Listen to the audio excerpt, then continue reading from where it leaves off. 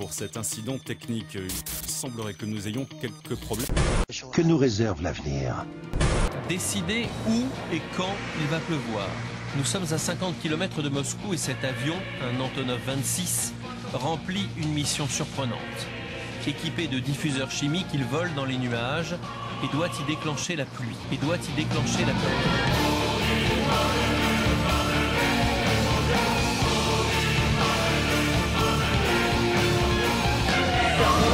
Des avions militaires qui sont spécialement équipés pour balancer des produits chimiques dans l'atmosphère.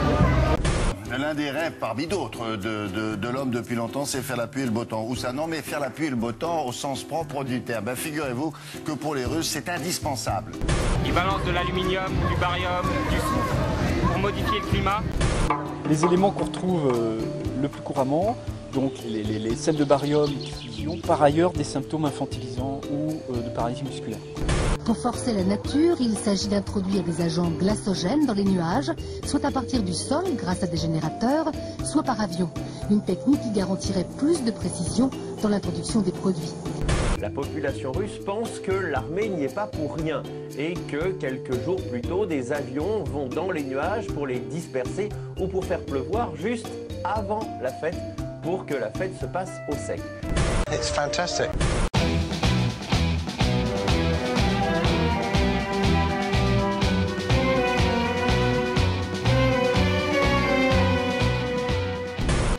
Et toujours à l'étranger, cette vision étonnante de Pékin sous la neige. Les flocons ne sont pas tombés naturellement du ciel, mais ont été obtenus artificiellement.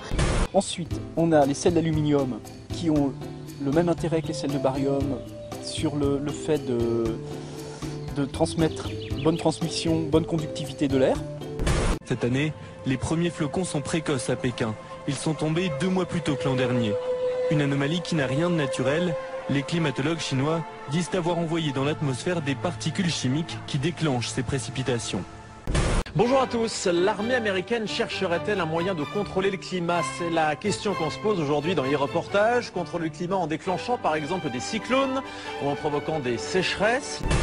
Donc les sels d'aluminium, il y a dioxyde de titane, qui est un produit ionisant, qui est aussi réflecteur. Mais en contrôlant ainsi le climat, la Chine espère remédier à la sécheresse. Sécheresse, les Chinois ont la réponse, provoquer la neige. À Pékin, un manteau de neige fabriqué artificiellement a recouvert à la ville. Les techniques sont connues et pratiquées de par le monde pour provoquer la pluie, empêcher la grêle, dissiper certains brouillards ou la pollution. Depuis des années déjà, les météorologues chinois provoquent la pluie en injectant des substances chimiques dans les nuages.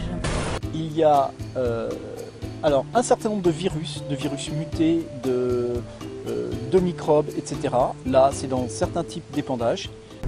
Et si un jour nous pouvions contrôler le climat? Nous sommes en Alaska, au milieu des glaces.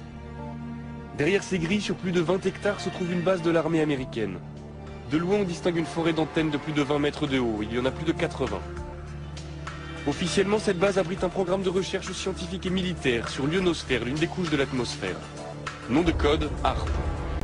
L'ionosphère est un système dynamique, toujours en mouvement et en transformation. Je ne pense pas que quiconque sur cette planète sait vraiment quand s'arrêter. Manipuler le climat, cela paraît impensable. Mais être capable d'envoyer un cyclone ou une sécheresse chez ses ennemis, cela ressemble à l'arme absolue. Les Américains essaient-ils vraiment de contrôler les phénomènes climatiques? Et puis, il y a, et ça c'est très grave à mes yeux, il y a des produits dérivés des fluors. HAARP n'a pas d'effet sur la Terre. On voit actuellement le site de HAARP en Alaska, enfin 1/5 du site. Une fois terminé, on aura 180 pylônes comme ceux-ci. Ensemble, ils composent une seule et unique antenne. Je pense que derrière tout ça, il y a des objectifs militaires qui pourraient être un peu plus ambitieux, un peu plus vastes que ceux qu'ils veulent bien admettre en public. On y dépose l'énergie, on change l'environnement et on transforme le courant. On produit alors des ondes mégamétriques et myriamétriques. On sait que les nazis ont énormément travaillé sur le fluor, les grandes concentrations, ils ont fait des expériences humaines, et c'était pour abolir le contrôle du cerveau gauche. Ce qui est apparu à la lecture de ces brevets concernait des recherches pour manipuler le climat, des manipulations climatiques, voire même des manipulations de l'environnement de manière très particulière, tout ça pour des applications militaires. En 1967, en pleine guerre du Vietnam, les Américains se livrent à une expérience étonnante. Ils déversent une substance chimique au-dessus des nuages. Le but, faire en sorte que les pluies torrentielles de la mousson se propagent au Nord-Vietnam jusqu'aux bases de leurs adversaires. Le plus étonnant, c'est que cela a marché. Alors HAARP pourrait-il être la suite de ces premiers essais? Je ne pense pas que les gens qui ont développé HAARP étaient même conscients de cette science ou de son impact sur la vie. Aujourd'hui, nous savons davantage à quel point les plus petites actions peuvent bouleverser la santé et le sort d'un être vivant. HAARP suscite l'inquiétude, au point qu'en 1997, le Parlement européen met sur pied une commission d'enquête sur la possibilité de manipuler le climat à des fins militaires. Très vite, les parlementaires font des découvertes alarmantes. Ils apprennent par exemple que HAARP émet un rayon qui chauffe et qui perturbe l'ionosphère, une couche de l'atmosphère chargée de nous protéger des rayonnements solaires. Il y a une limite à tout, bien que nous ne sachions pas exactement où elle se situe. Ils le reconnaissent dans leur exposé quand ils disent « Nous ignorons les résultats de l'étape suivante ».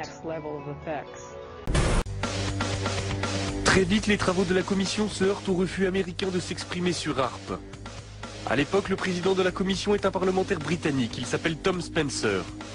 Convaincu du danger que le projet pourrait représenter, il essaie d'obtenir des précisions de la part des responsables américains, mais sans succès. Ce sont des traînées d'épandages chimiques délibérés, programmés. C'est des programmes occultes, des programmes secrets. Les budgets, ils sont aussi secrets parce qu'il n'y en a pas de trace au Parlement, il n'y a pas de vote démocratique là-dessus. Il y a d'un côté ceux qui y croient fermement, de l'autre ceux qui pensent qu'on ne peut rien prouver, et puis il y a ceux qui s'interrogent sur les conséquences de ces pratiques sur l'environnement. À sa plus forte puissance, l'énergie du rayon déployée pendant 1h30 équivaudrait à celle de la bombe à hydrogène. HAARP joue avec le système énergétique de la Terre. La Terre est une suite d'interconnexions. Comment savoir ce qui se produit quand nous faisons éclater la haute atmosphère avec une énorme quantité d'énergie? Ils ne savent même pas quel impact ces expériences pourraient avoir. Donc on a un peu une convergence, fluor, barium, fluor, abolir contrôle du cerveau gauche, barium, possibilité d'infantiliser les gens, et j'ajoute fluor, barium, aluminium, perte de mémoire. Donc on a quand même une confluence qui est peut-être pas si innocente que ça, qui est d'abolir un certain nombre de nos facultés, mentales. Ils balancent de l'aluminium, du barium, du soufre pour modifier le climat. HAARP n'a pas d'effet sur la Terre.